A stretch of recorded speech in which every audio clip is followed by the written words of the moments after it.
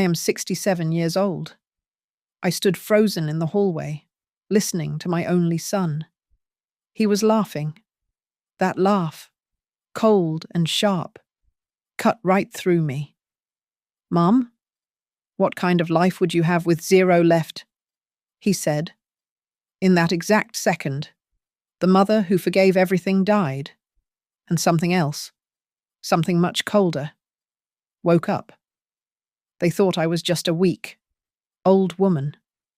They were about to find out how wrong they were. My name is Evelyn Harper. I am 67 years old, a widow, and until this morning, I believed I lived a quiet, orderly life in my small town near Portland, Oregon, for 40 years. I was the head of finance at Blue Ridge Dynamics. I am a woman of structure, of ledgers and balance sheets. My life is neat. It's why, 5 minutes down the road on my way to the market, I realized my reading glasses were still sitting on the kitchen counter. I sighed, made a legal U-turn, and pulled back into my own driveway. I didn't bother with the garage opener, just parked and let myself in through the side door, expecting the silence of an empty house. But the house wasn't empty. I heard a voice. My son. Daniel? He wasn't supposed to be here. He lived in the city, but it was his voice, coming from the living room, and it stopped me cold in the hallway. It wasn't the warm, affectionate voice he used for me. This was different.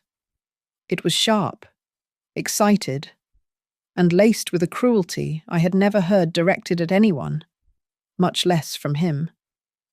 He was on the phone, his voice carrying clearly down the hall. "Mom, what kind of life would you have with zero left?" A laugh followed.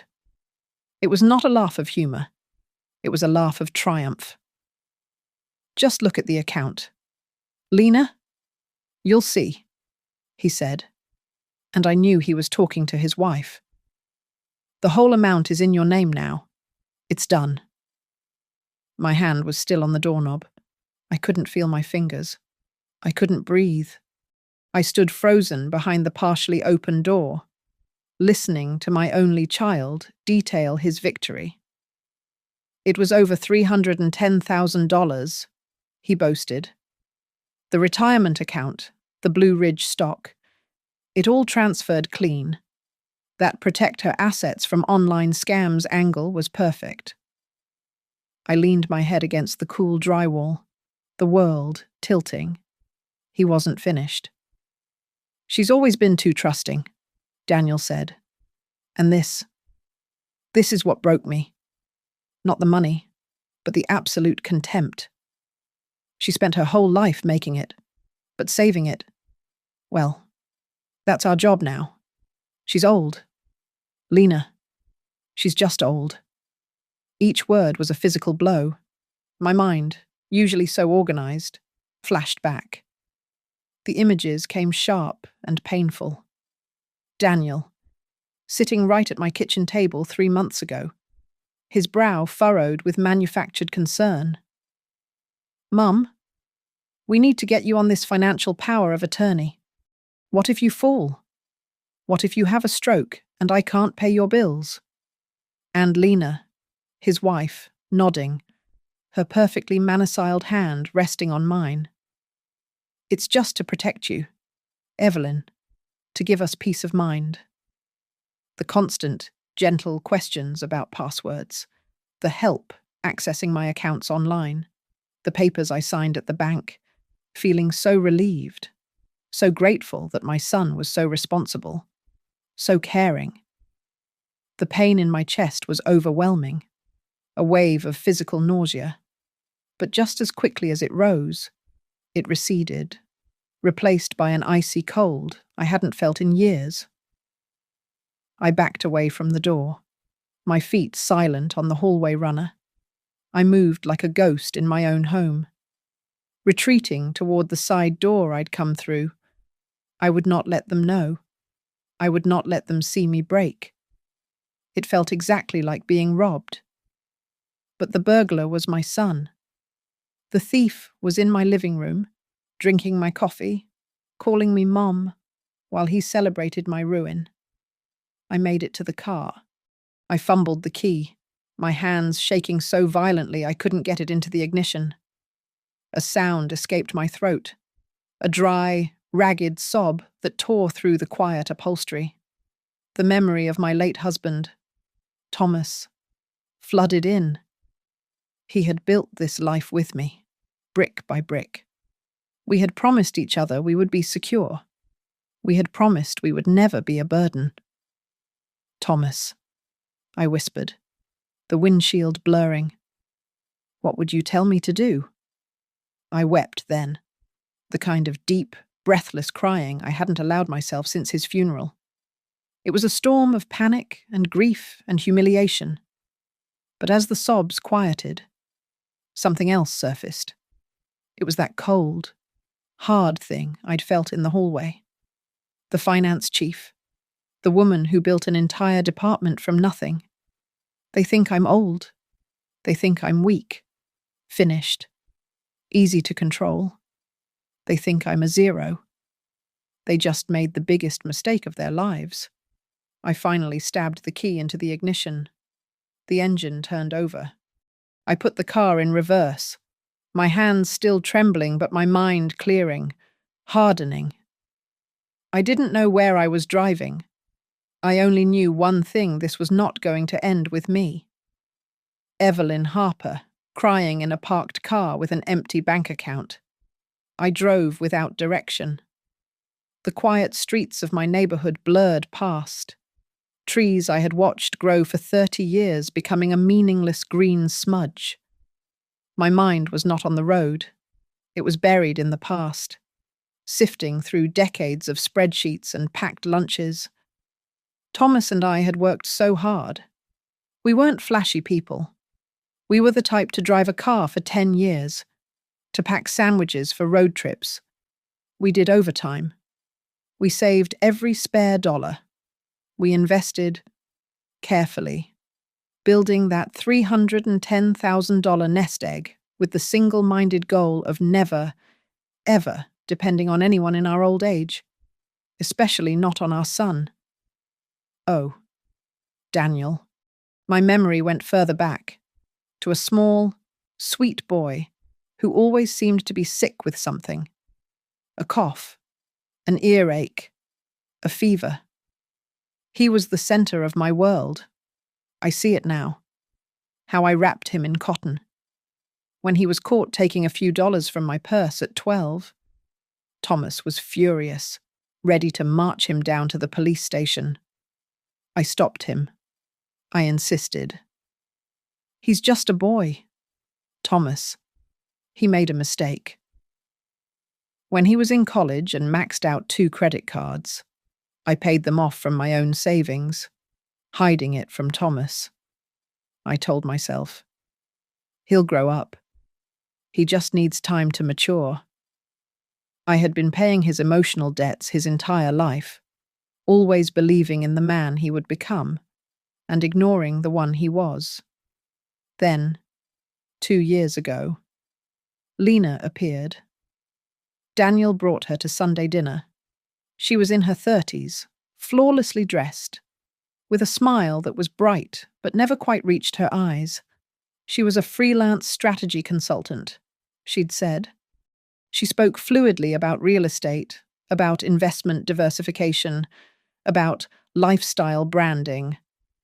I felt a prickle of something, an unease I couldn't name. But Daniel was so happy, so proud of this sophisticated woman, and I pushed my feelings down. Lena's questions started almost immediately. They were always polite, always coated in concern. Evelyn, you must have such a wonderful retirement plan. Are you properly insured? Mom, she started calling me Mom after only 2 weeks. We should really sit down and optimize your portfolio, just to make sure you never have to worry about a thing. Worry. That was the lever they used. The final push to get the power of attorney signed was a masterpiece of fear. Daniel sat at my kitchen table, his face a mask of love. "Mum, I was reading about online scams targeting seniors. It's terrifying. And what if you fell? What if you had a stroke? I wouldn't be able to access your accounts to pay for your care." Lena, ever helpful, sat beside him. "I already printed the forms, Evelyn, and I booked an appointment at your branch. It's just a precaution. It's what families do for each other." I signed. I remember the relief I felt. My responsible son. Lately, the calls had become shorter. "Just swamped with the project. Mum? Things are tight with the startup. Really stressful." He was so stressed that I'd transferred him money just last month to help with his cash flow problem. My vision blurred, and I realized I had pulled into the parking lot of a 24-hour supermarket. The bright lights illuminated the raindrops on my windshield. I put the car in park and let my head fall against the steering wheel, exhausted to the bone. And then I heard it. A small, ragged sound. I was laughing. A bitter, ugly laugh that scratched my raw throat. "Mum, what kind of life would you have with zero left?" The question echoed in the small car. He wasn't just taking my money. He was taking my purpose. In his eyes, I was no longer a person. I was a resource that had been fully tapped. An account that had been drained. The humiliation of it was a physical weight, pressing me into the seat. It was worse than the grief. And it was that shame that finally burned away the tears. It hardened me. I sat up, wiping my face with the back of my hand. I reached for my purse, pulled out my phone. My fingers, still trembling slightly, scrolled through the contacts. I passed Daniel's name, my thumb hovering over it with a fresh wave of disgust. Then I stopped. Gloria Pierce, my best friend for over 40 years. Gloria, who had held my hand at Thomas's funeral. Gloria, who, just last year over coffee, had looked at me and said, "Eve, you have a financial mind that most of those young guys at the bank would kill for. Don't you ever let anyone teach you backwards about your own money." My finger hit the call button. I listened to the ring, my heart hammering against my ribs. "Eve, what's up? Haven't seen you at the cafe in a while?" Her voice, so normal, so steady, broke the last of my paralysis. I took a deep, shuddering breath. I was done crying. I was done being the soft, forgiving mother who made excuses. I was going to tell her everything. And this time, I was not going to be the fool. The steam from my chamomile tea fogged the window of the little cafe. Gloria sat across from me, her face hardening as I laid out the whole, ugly story. I didn't cry this time. I spoke in the same monotone I used to use for quarterly reports. I told her about the power of attorney, the online scam excuse, and the $310,000. I ended with the phrase that was now burned into my memory, "zero left." Gloria was quiet for a full minute, just stirring her black coffee. Then she looked up, and her eyes were flinty. That ungrateful, backstabbing little. She muttered a string of words I hadn't heard her use in 20 years. Her fury was a strange comfort. But just as quickly as it flared, it vanished, replaced by the cool efficiency of the woman who had run a successful catering business for 3 decades. "All right," she said, leaning forward. "They made the opening move. Now it's our turn." She pointed her spoon at me. "You're forgetting who you are. Evelyn. You spent 40 years in risk assessment and internal audit. You know how to follow a paper trail better than anyone. You know bank systems inside and out. You are not some fragile little old lady. You're a tiger. Eve, stop acting like a kitten. Her words were like a splash of cold water. She was right. I wasn't just Daniel's mother. I was Evelyn Harper. So here's the plan, Gloria continued, her voice low. First thing tomorrow morning, 9 o'clock. We are at your bank. Not at the teller window. We are going straight to the branch manager, Miles Donovan. He's the one who handled your retirement portfolio. He knows you. I nodded, my mind starting to click back into its old, familiar gears. You will request a full, detailed statement of all transactions from the last 6 months. You will report suspected elder financial abuse. You will use those exact words. And you will demand an immediate freeze on every account you own. Everything. But Daniel, I started. Daniel, nothing. She cut me off. Which brings us to part 2, the most important part. Until we are in that bank, you know nothing. You are the same, trusting, slightly forgetful mother you were yesterday. If he calls, you are pleasant. You do not mention money. You do not mention the bank. You let them believe they are completely in the clear, so they don't have time to move that money again. She reached into her oversized bag and pulled out her smartphone. And from this moment on, every time he or that witch Lena calls you, you're going to record it. She tapped on her screen, showed me a simple app. It's one touch. Simple. Real life is more dramatic than any detective show. Honey. A wave of nausea hit me, recording my son, walking into a bank to report him to prosecutors. The idea of Daniel in a courtroom, in jail. Gloria, I can't, I whispered. He's my son. Gloria's expression didn't soften. He made his choice. Evelyn, he chose to do this. You are not putting him in jail. You are simply refusing to be the mattress he and his wife get to trample on. He chose. Now you choose.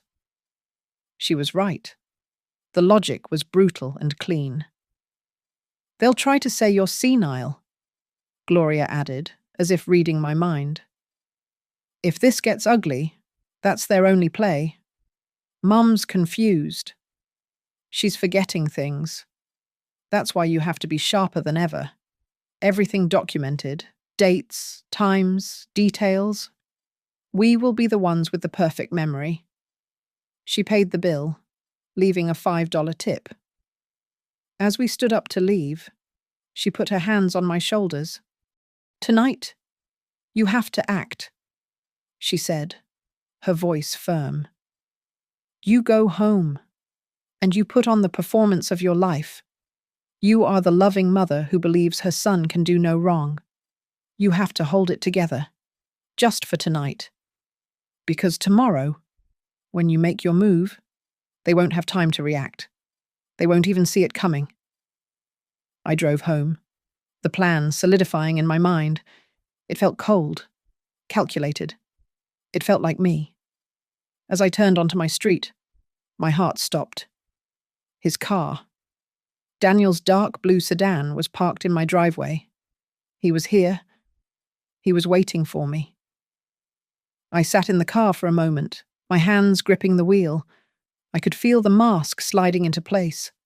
I took one last, deep breath, tasting the metallic tang of betrayal. Then I got out of the car, fixed a neutral, slightly tired smile on my face, and walked inside, ready for my performance to begin. I opened the door to the smell of sautéed garlic and onions.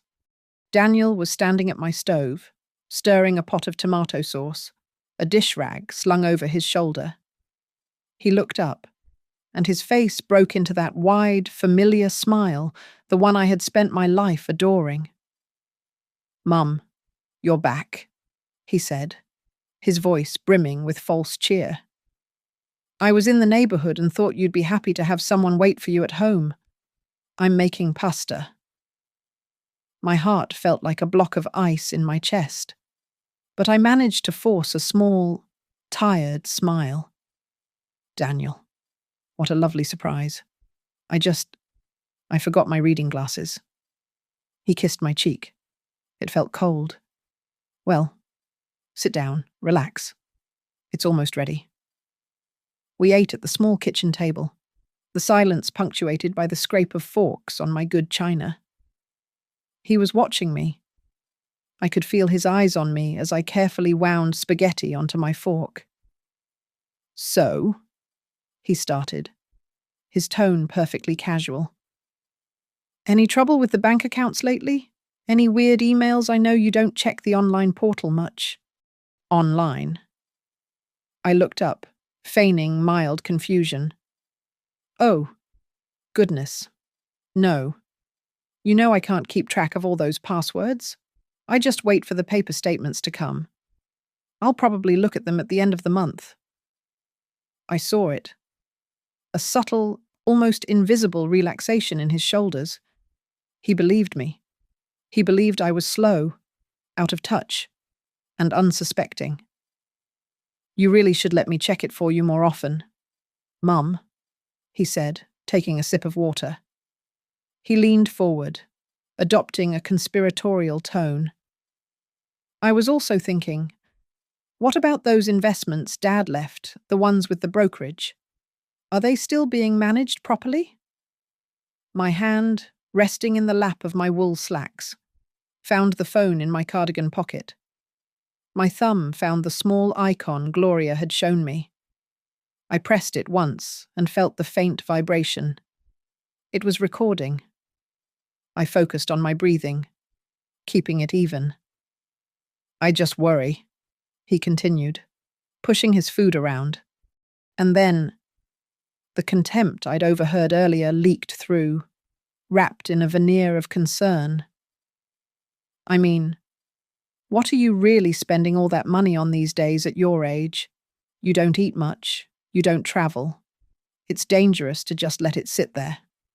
Hackers are everywhere. It's a liability. Mum, just a liability. The urge to throw my plate across the table, to scream at him, was so strong it made my vision swim. My money. The money I earned over 40 years. A liability. Instead, I just nodded slowly. You are probably right, dear. It all gets so confusing. He mistook my silence for agreement. He brightened. The hard part of his conversation apparently over. Exactly. And Lena and I, we've been talking. We're getting serious about starting a family. We're looking at a bigger house, out near the lake. Something with a yard. We just need to get our finances aligned first. I was listening to the detailed blueprint of how they intended to spend my life savings. My nest egg. My security. It was their down payment on a house with a yard. He finished his plate, checked his phone, and stood up. Well, I should get back to Lena. Don't you worry about the bank stuff. Mom, I'm handling everything. At the front door, he pulled me into an embrace. His arms felt like steel traps around me. The hug was ghastly, a performance. I just want what's best for you, he whispered into my hair. I made my own arms move, patting his back in the familiar, maternal gesture. I know.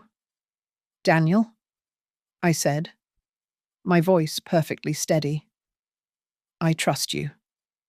The night was the longest of my life. I didn't sleep.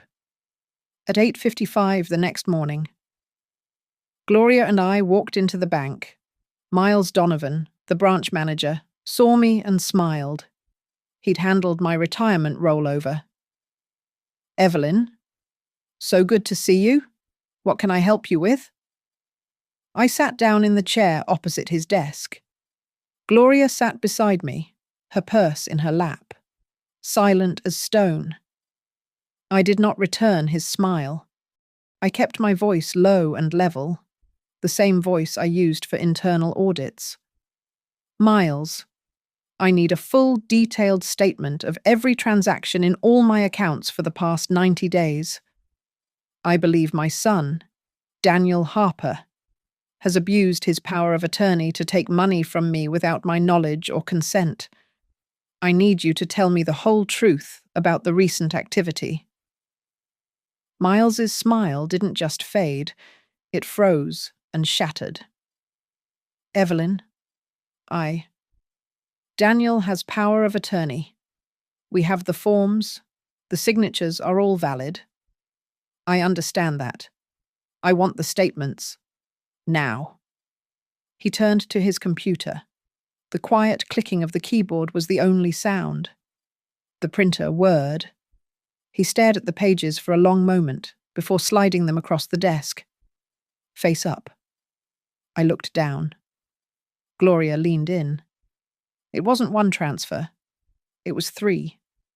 3 large, devastating withdrawals over the past 2 weeks.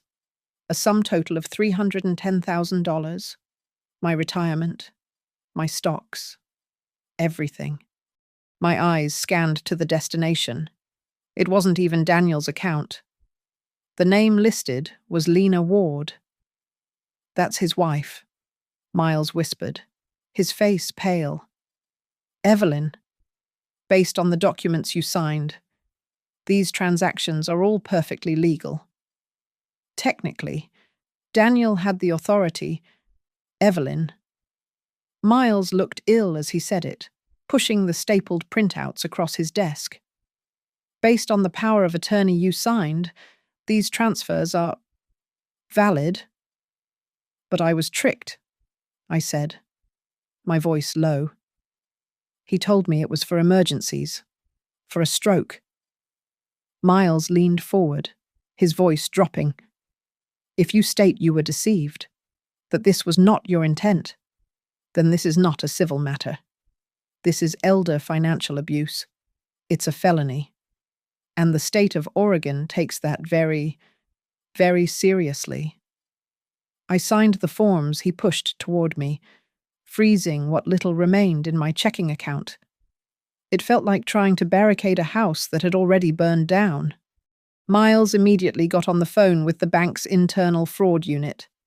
After a short, coded conversation, he hung up and gave me a grim look. They strongly advise, and I concur, that you leave here and go directly to the county district attorney's office. Right now. Gloria didn't say a word. She just grabbed my arm and steered me out of the bank and into her car. The county building was a block of grey concrete, cold and impersonal. We sat in a sterile waiting room for less than 20 minutes before a woman called my name. She wasn't a secretary. She was the attorney. Her name was Naomi Keller, assistant district attorney. She was a woman in her 50s, with tired, intelligent eyes and a no-nonsense blazer. She didn't offer fake sympathy. She pointed to the chairs in her office. Miles Donovan called ahead. Tell me what happened. From the beginning. For the second time in 24 hours, I recounted the entire story. The forgotten glasses, the cold laugh, the zero left, the years of making excuses for Daniel, the performance at dinner last night. Then, I took out my phone. He was probing me, I said, and I recorded it. I pressed play. We sat in the quiet office as Daniel's voice filled the space. Naomi listened intently, her pen still. When the recording reached the part, "At your age, you don't eat much. It's a liability," I saw her write it down. When it finished, she clicked her pen. "That's not the voice of a man protecting his mother," she said. "That is the voice of a man justifying a theft." She looked me straight in the eye, her gaze holding no pity, only facts. "Mrs. Harper." I can build a criminal case from this. But you must understand what that means. I will be indicting your son. Are you prepared to see him arrested, to see him in handcuffs? The image made me want to vomit. My boy. My son. But then I heard the laugh again, the triumph in his voice as he spoke to Lena. I heard 0 left. I took a breath, and the woman who had audited Blue Ridge Dynamics for 40 years answered, I am not here to report my son, Ms. Keller. I am here to report the people who looked at my life's work and treated it like an unsecured ATM. Naomi nodded once, satisfied. Good. She wrote something on her pad, then paused, tapping the pen. His wife's name? Lena Ward. Yes. She turned to her computer, typing. She frowned. That name is not unfamiliar. She clicked, read something, and her frown deepened. Well, that's interesting. Lena Ward surfaced in a civil complaint in Colorado about 4 years ago. A family accused her of undue influence after she married their son, convinced the son to gain financial executorship over his father's estate. And then, a large sum of money vanished. The case was settled. Quietly. Gloria gasped. So this is what she does. It looks like a pattern, Naomi said, leaning back. I don't think your son is the predator, Mrs. Harper. I think he's the key. Lena finds men like Daniel Men who feel a little entitled, who have aging parents with a solid nest egg. She validates their resentment, gives them a modern justification for taking control. They do the dirty work together, but I'm willing to bet she's the one who holds the passwords. The calculated coldness of it was almost worse than the initial betrayal. Here's what we do next, Naomi said, her voice shifting into command. My investigators will start digging into Lena Ward's history in other states. We'll check accounts, social media, travel, simultaneously. I am going to an emergency judge to request an immediate freeze on the account in her name. If we're fast, your money might still be there. She looked at me, her expression hardening. This only works if you continue the performance. You know nothing. You did not go to the bank. You did not come here. You are just the sweet, slightly confused mother who adores her son. Do you understand? I understand, I said. I had played the part for one night. I could play it for as long as it took. Naomi stacked the papers, creating a new file with my name on it. You spent your life auditing a company, Mrs. Harper. This time, we're going to audit your family, and theirs. I had barely been home for an hour, the acidic taste of the courthouse coffee still on my tongue, when my phone buzzed on the counter. A text from Daniel. My stomach clenched. Mum, I just got an alert. There's a flag on your main account. Did you try to do something? Please be careful. Don't let anyone scam you. Call me. They had gotten the notice about the freeze. He was testing the waters, and the bait was scam. The irony was sickening. I took a steadying breath and typed, my fingers moving slowly, deliberately. Oh dear. A flag. I did get some letter from the bank. Something about periodic information checks. It was all technical. I put it on the table. Maybe you can explain the English to me when you have a minute. I don't understand these things. The reply was almost instant. I'm coming over. I'll bring my laptop and we can check the accounts together. No. No. I typed. The loving mother. You're busy, dear. Tomorrow night is fine. I'm just making tea and resting. He agreed, though his text sounded reluctant. My next call was to Naomi Keller. I told her about the text, the flag, and the meeting set for the next day. "This is good," Naomi said, her voice all business. "This is our chance. He's nervous, which means he'll be over-prepared to sell his lie. I want you to push him. Ask him about the power of attorney. Ask him why, if it was for your bills. Money went to Lena. Be confused, be old, but be specific, and Evelyn record every second." The next evening, I sat in my own living room, a teacup in my hand, feeling like a spy. The phone was on the side table, recording. Daniel sat opposite me, his laptop open. He looked tired. He looked stressed. Good. As if on cue, his phone chimed, and he propped it up on the coffee table. Lena's face appeared, bright and artificially concerned. "Mum," she chimed through the speaker. "Daniel told me about the bank flag." "Oh, I'm so glad he's there. You really shouldn't be handling this stress alone. At this age, stress is just terrible for memory." There it was, the foundation for the senile defense. "I'm fine. Lena, thank you," I said, keeping my voice mild. "Daniel is just helping me understand the English." "Exactly," Daniel said, his fingers flying across his keyboard. "Mom, I just can't see anything wrong. But I was thinking, you seemed a bit forgetful when I was here last." I played my part. I let my eyes drift, as if struggling to focus. "Oh, I don't recall." "See?" Lena said, her voice dripping with pity. "It's completely understandable." Daniel launched into a long, condescending explanation of bank security. I let him talk for 5 minutes, nodding vaguely. Then, I set my teacup down with a small click. "Daniel, dear," I said, as if the thought had just struck me. "That paper I signed, the attorney paper. The power of attorney, Mom? Yes. I've been thinking about that.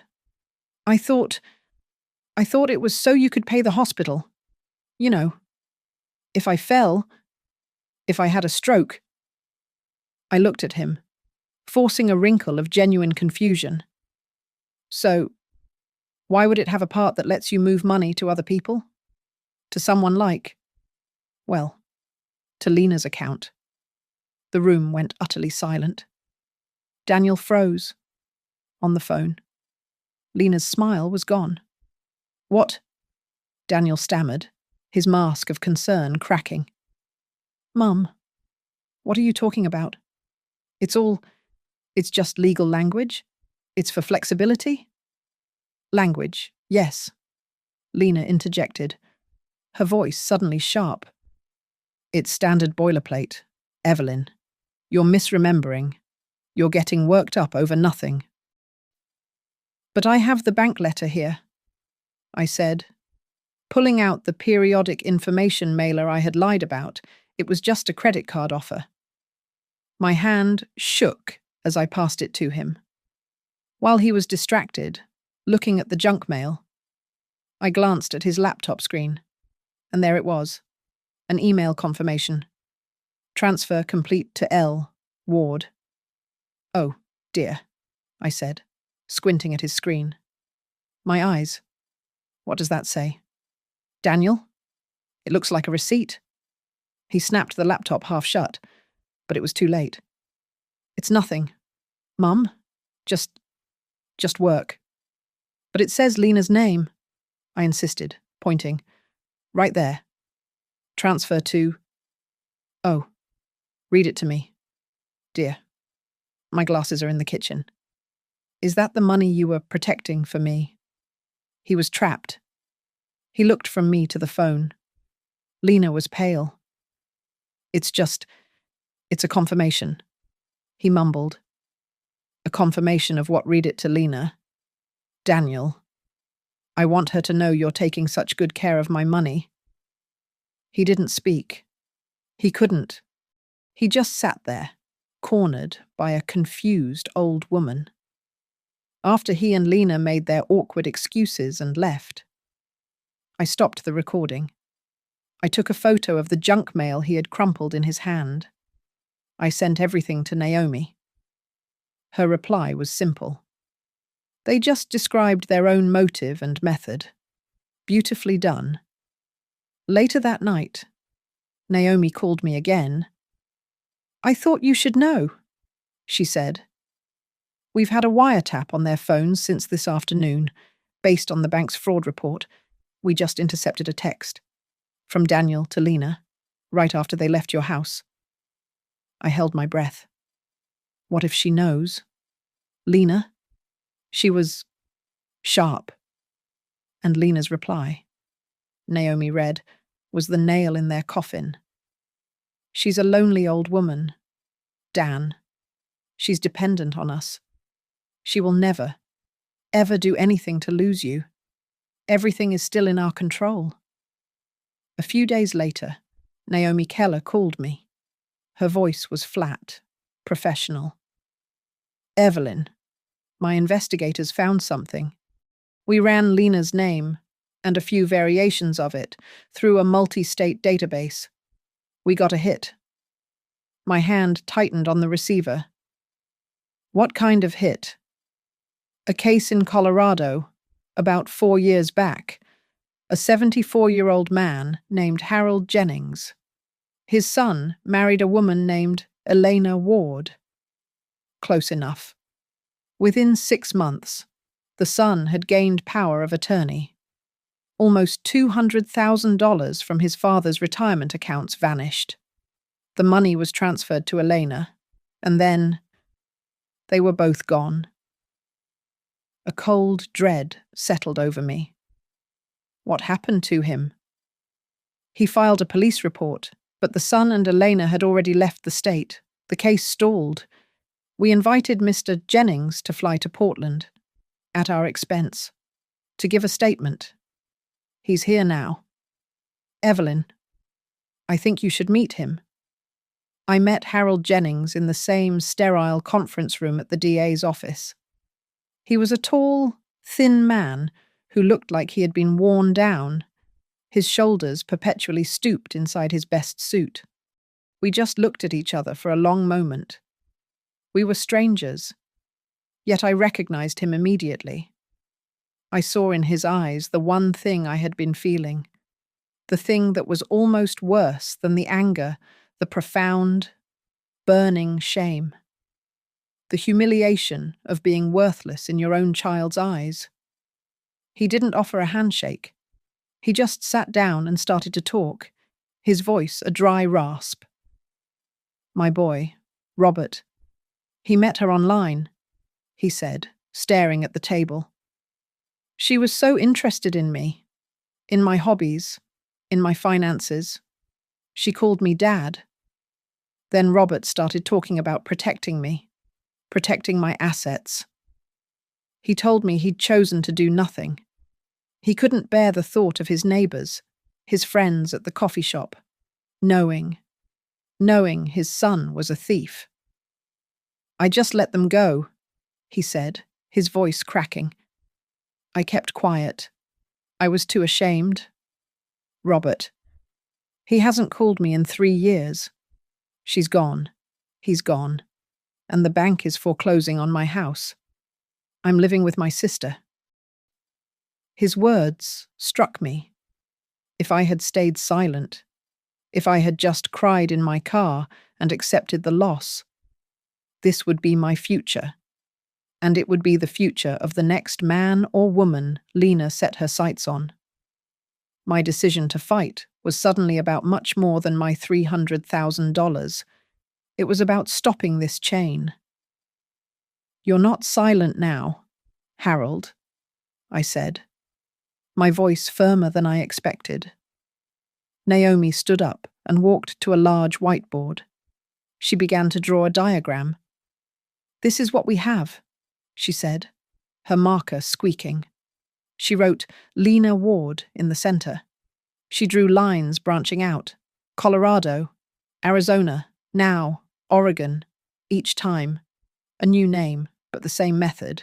She finds the son. She encourages him to get power of attorney. They drain the accounts. They disappear. She tapped the board.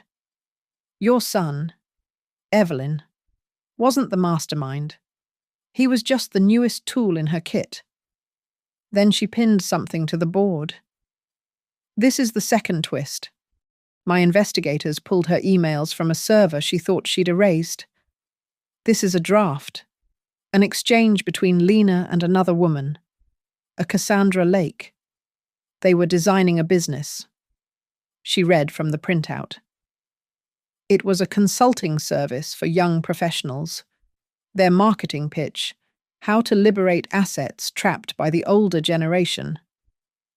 Financial optimization for families who can't wait for the inevitable. I felt the blood drain from my face. This wasn't just greed. It was a philosophy. A cold, toxic ideology that viewed parents as nothing but inconvenient vaults, and their children as the rightful, impatient heirs. I wasn't just fighting my son. I was fighting an entire, poisonous way of thinking. Harold looked at the board, then at me. I let them do it, he said, and I saw a spark of anger light his tired eyes. I let them swallow my life. But I am here now. If you go to court, Mrs. Harper, I will sit right behind you. If they put me on that stand, I will tell them everything. I was silent once. I will not be silent again. Naomi capped her marker. His testimony changes everything. This is no longer one isolated family dispute in Oregon. This is a pattern of predatory, organized criminal behavior spanning multiple states. We're not just charging them with theft. We're charging them with fraud, conspiracy, and racketeering. The potential sentence just got much longer for Lena. She looked at me, her expression grim. As of 10 minutes ago, I have a signed emergency warrant. The second they try to access that frozen account, buy a plane ticket, or even sell their car, we will arrest them. This isn't a family matter anymore. Evelyn, this is a crime. The call came on a Tuesday morning, sharp and early. It was Naomi. Evelyn, we have them. They're in custody. My breath hitched. What happened? Lena Ward tried to run, Naomi said, her voice a flat line of facts. She booked a one-way flight to Mexico at 3 this morning, set to depart at 7. She paid for it with a credit card linked to the account we froze. That triggered the primary alert. The panic must have set in, because Naomi continued. She then tried to make a cash withdrawal for $10,000 at an airport ATM. Our team was already waiting. She described the scene they had watched on the airport's high-definition surveillance. Lena, pushing through the security line, impatient. Her carry-on bag, when flagged for a random search, was found to be full. Not just with clothes, but with cash over $20,000 and jewelry. My jewelry. And Daniel, I whispered, my stomach hollowing out. He was with her, Naomi said, just trailing behind. He looked hesitant, frankly, like a man being dragged to his own execution. We cuffed them both right at the security gate. The image was brutal. My son, his hands behind his back, surrounded by travelers, staring, annoyed and curious. The ultimate power reversal. Naomi asked me to come to the station, to identify the assets recovered from the luggage.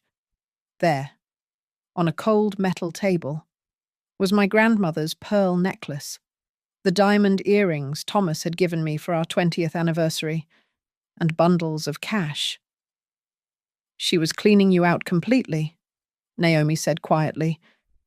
But the good news is, We got the freeze order in time. The bulk of your 310,000 is still there, untouched. Tomorrow's arraignment. It's not about the money anymore. Evelyn, it's about justice. I was numb. As I was preparing to leave, Naomi stopped me. One more thing. Daniel's public defender just called. Apparently, Daniel is not handling this well. He's hysterical. He's refusing to talk to his lawyer. He'll only talk to you. She held up a hand. His lawyer is requesting a family meeting. He claims it's not about the case, just a son needing his mother. The old me, the Evelyn from a week ago, would have run to that room, ready to comfort, ready to forgive, ready to find a way to pay for his bail. That Evelyn was dead. I'll see him, I said. My voice surprised me with its coldness. But I have conditions. I will not be in the room with him. I want an observation room, with one-way glass. I want Gloria there with me. And I want an investigator in the room with Daniel. At all times. I will not be alone with him. Naomi nodded, a flicker of approval in her eyes. Done. An hour later, I was in a small, dark room that smelled like burnt coffee. Gloria sat beside me, her hand resting on my arm, her presence a solid, warm weight. On the other side of the glass, a steel door opened. Daniel was escorted in, not by an officer, but by a plainclothes detective. His cuffs were off, but I could see the angry red welts on his wrists. He looked 100 years old. His hair was matted, his face puffy from crying, his eyes frantic and hollow. He sat at the metal table, staring at his own reflection in the mirror, knowing I was on the other side. "Mum," he choked out. "Mum, I know you're there. Please, please. You have to listen to me." He put his head in his hands and began to sob. They weren't the tears of regret. They were the tears of a child who had been caught. "Mum, it was Lena. It was all her. She gets in your head. She twists everything she said you'd want us to have the money, that it was our inheritance. I just wanted to borrow it. Mum, just to get the house started. I never thought you'd do this. I never thought you'd call the police." I sat in the darkness, watching the performance. I didn't see my little boy who needed protecting. I saw the man who had sat at my kitchen table, lying to my face. I saw the man who had laughed. Naomi had patched a speaker into our room. I leaned toward the microphone. My voice, amplified and metallic, cut through his sobs. "You're not afraid of what you did, Daniel?" He flinched, his head snapping up. "Mum? Yes, God. Mum, please. You have to tell them. Tell them to let me go. I'll pay it all back. I promise. I'm so scared. I can't go to jail. Mum, I can't." "You weren't scared when you planned it," I said, my voice as cold as the glass between us. "You weren't scared when you signed the transfer forms. You weren't scared when you laughed about my account being empty.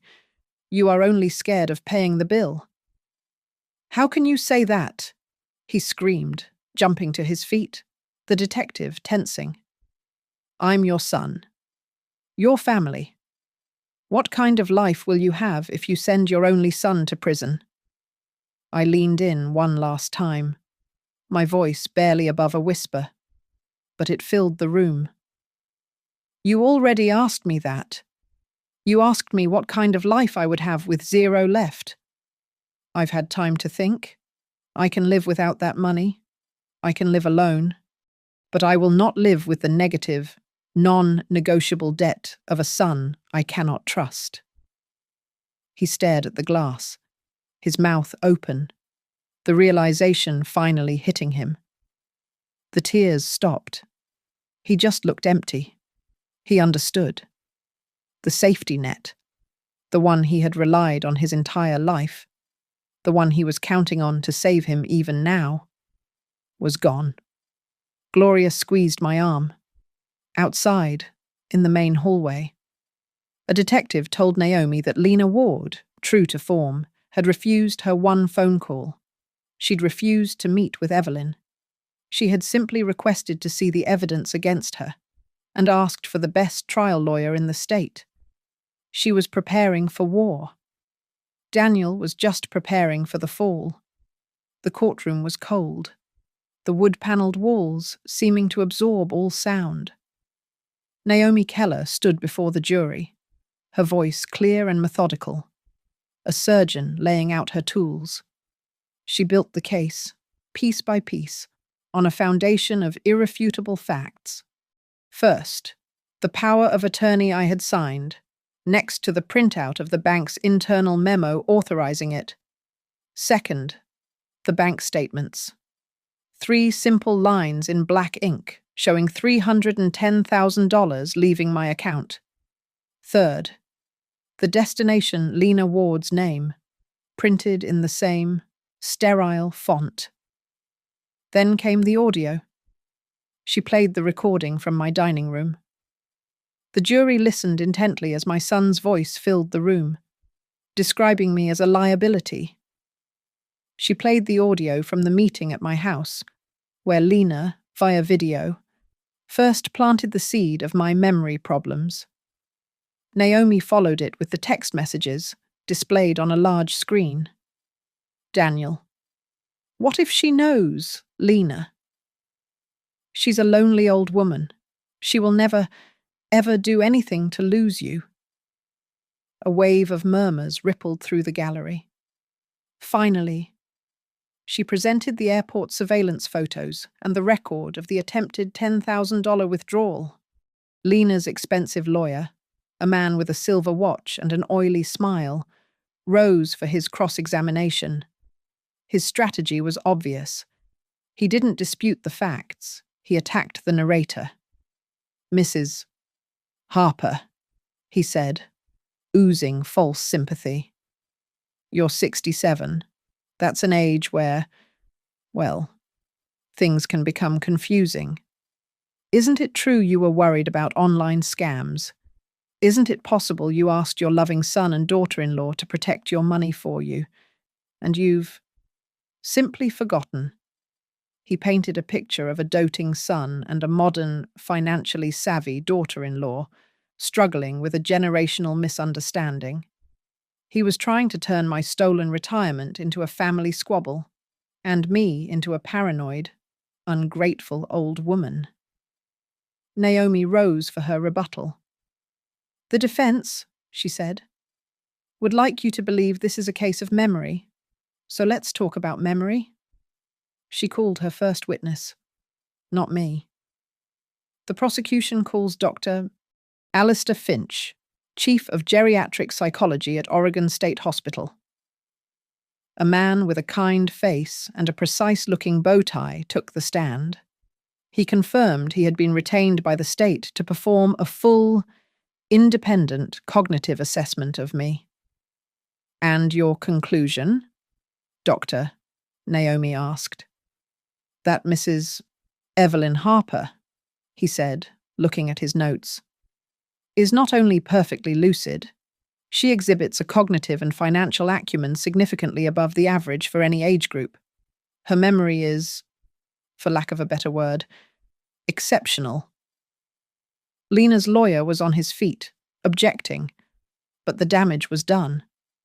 The senile defense had just evaporated. Next, Naomi called Harold Jennings. He walked slowly to the stand, but his voice was firm. He told his story.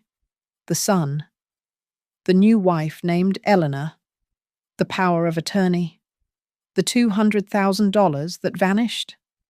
By the time he was finished, the jury was no longer looking at Lena as a daughter-in-law. They were looking at her as the architect of a franchise. But Naomi had one more twist. For Daniel, The defense, she said, has also tried to paint Daniel Harper as a simple, loving, if perhaps misguided son, who was influenced by his new wife. She put a new document on the screen. It was an email. This, she said, is an email from Daniel Harper to a college friend, dated 6 months before he ever met Lena Ward. I watched as Daniel, for the first time, went completely white. She read it aloud. My friend was asking about estate optimization. I'm trying to figure out the best way to leverage my parents' assets for a down payment. They're just sitting on it. Do you know any legal loopholes to get the inheritance moving a little? Early. The courtroom was silent. Daniel had not been influenced. He had been auditioning. Finally, I was called. My hand trembled slightly on the Bible, but my voice was clear. I recounted the morning I'd come home. I told them about the laugh, and I told them, word for word, what my son had said. Mom, what kind of life would you have with 0 left? I described the feeling. It was, I said, as if he had reached into my chest, found my heart, and squeezed. Daniel's lawyer had one last, desperate attempt. He approached me softly. Mrs. Harper, that is your son, your only child. After all this, do you still love him? He was waiting for me to break, for the mother to override the witness. I looked at the man at the defense table, the man staring at his hands, the man who had written that email. I love the son I raised, I said, my voice not breaking. I love the little boy who had earaches. I love the young man I sent to college, the man sitting at that table. He is not him. Naomi's closing was short. This isn't a family dispute. This is a felony. Family is not a shield for a crime. It should not be a license to steal. And it is not an excuse for elder abuse. The jury filed out. During the agonizing wait, Daniel turned in his chair. He looked at me, his eyes pleading, desperate, searching for that one last sign of forgiveness, of the mother who had always paid his debts. I met his gaze for a second. Then I turned my head and fixed my eyes on the American flag, hanging still and silent behind the judge's empty chair. The bailiff's voice cut through the silence. All rise. The jury was back. The foreman handed the verdict to the judge, who read it in a flat, impassive voice. Lena Ward guilty. On all counts. Organized fraud. Elder financial abuse. Attempted flight to avoid prosecution. The judge sentenced her to a long term, many years, in the state penitentiary, with full restitution ordered to me and to Harold Jennings. Daniel Harper guilty. Conspiracy. Abuse of fiduciary trust. His sentence was shorter, acknowledging his cooperation after the arrest. But it was not probation. It was a sentence long enough to leave a permanent mark on his life. As Lena heard her fate, the mask of bored indifference finally cracked. She let out a short, sharp, ugly laugh. She didn't look at the judge.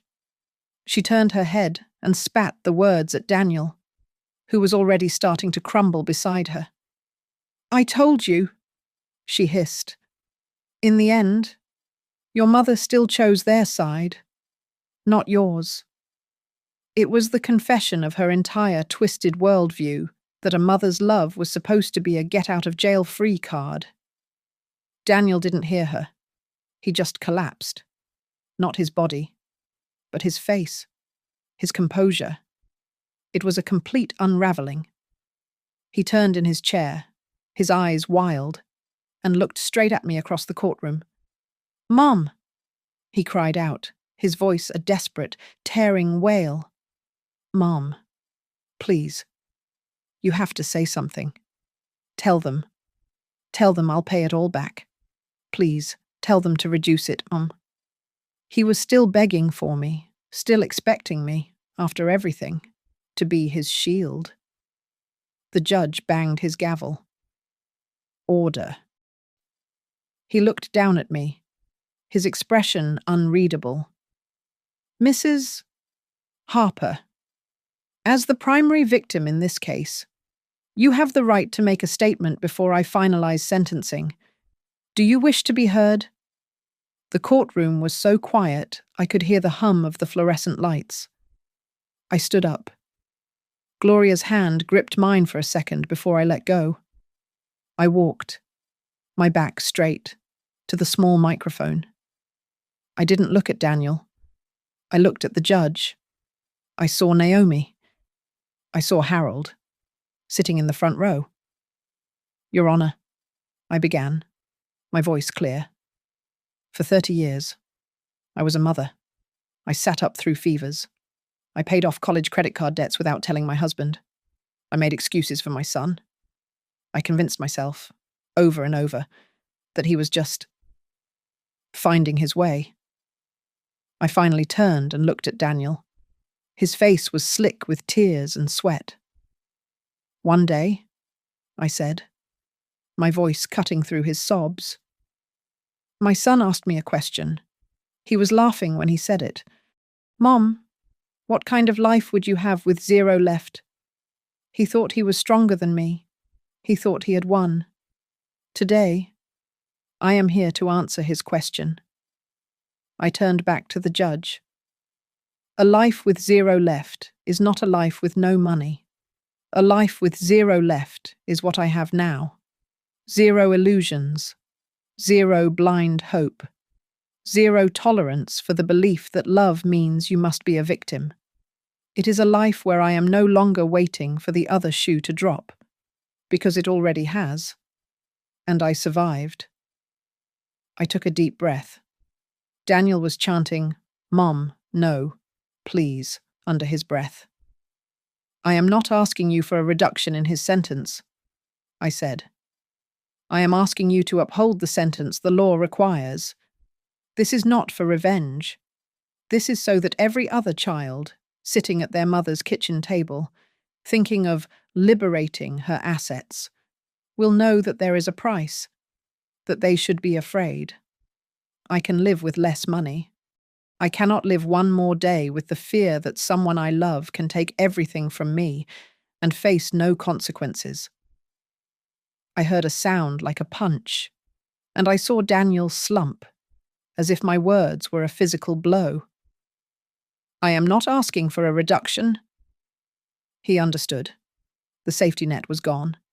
The Bank of Mom was finally, permanently closed. For the first time. 0 left was his reality. The judge nodded, his face grim. Thank you, Mrs. Harper. He banged his gavel. The sentences stand. A marshal moved in. Lena stood up, cold and proud. Daniel had to be helped to his feet. He was led out, past the bar, just before he was pushed through the doors. He twisted his head back, his eyes meeting mine one last time. It was a look of pure, bottomless despair, and in it, I saw the first flicker of blame. I didn't look away. I didn't nod. I didn't offer a single gesture of comfort. I just watched him go, and let the chapter close. I walked out of the courthouse with Gloria and Harold. The Oregon sky was its usual shade of grey, but the air felt cool and clean on my face. The city traffic was loud, indifferent. We stood on the steps, the 3 of us. Gloria tucked her arm in mine. Well, she said softly, now, with 0 left in your faith in him, how will you live? I looked at the people walking by, living their own lives. A small, strange smile, one that almost hurt, touched my lips. I'll start over, I said. But this time, I'm keeping the keys to my own life. 0 is a number, Gloria. You can always add to it, as long as you stop letting people subtract for you. Thank you so much for listening to my story. I'd love to know where you're listening from, so please share your thoughts and where you are in the comments below. Subscribe to Grandma's Family Diary, give this video a like, and show your support by hitting that hype button so more people can hear this story.